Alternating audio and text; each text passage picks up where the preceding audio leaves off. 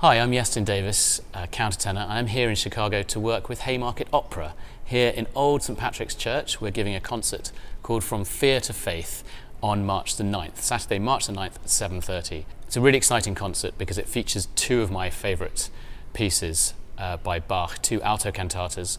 The first, Widerstehe doch der Sünde, which is all about the Lutheran doctrine of resisting the temptation and sin on earth. And the opening page of music is possibly the most interesting harmony that Bach used. He builds up these dissonant suspensions over this chugging bass line, which feels like the resistance, the sort of Christian soldier resisting the temptation of these very alluring harmonies.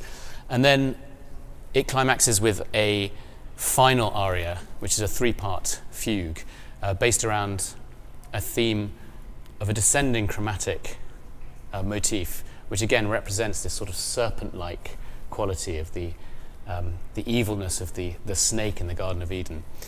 And that's brought in later on into the final cantata in the concert, Vergnügte Ruhe, which in the central part of this cantata is a big aria. Really, it's bassless. It has no bass line.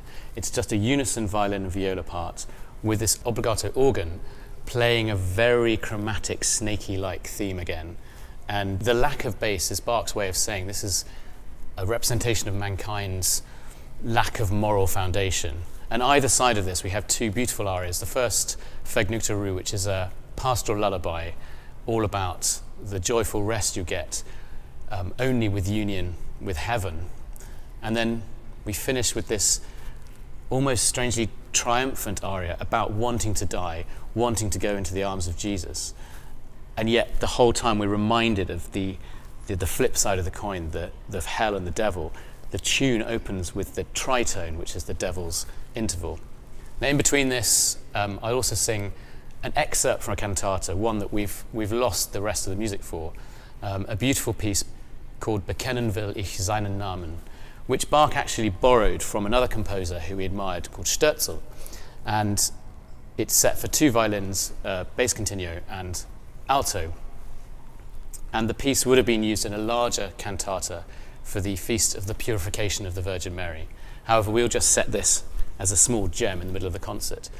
And then Haymarket Opera Orchestra will play some Muffat and some Telemann. I hope you can join us, and it should be a lot of fun, and it's going to make a nice contrast to the other stuff I'm doing, which if you want to find out what these are for, come along to Chicago Lyric Opera to watch Handel's Ariadante, which runs till March the 17th.